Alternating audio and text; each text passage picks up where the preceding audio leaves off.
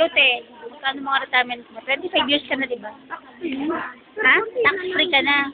Tax-free na siya dahil 50, early retirement. Ah! 50, pag 50, Early retirement. Saka 25 years kung pumasok ka doon sa 25 years. depende din sa kung gusto mo mag-retire ng 50. Kasi meron tax-free lang, pero Kasi nag-tax-free pati dahil 25 years in service ka.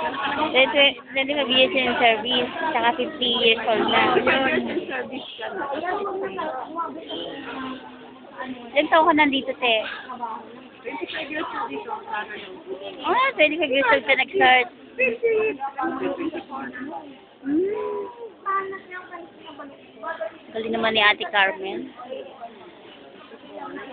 50 years old, pero firm pa rin. Ang ganda ng kamay mo, te. Patingin din ang kamay mo. Hindi, kamay mo. Wow. Ano ko pati? Maganda nga.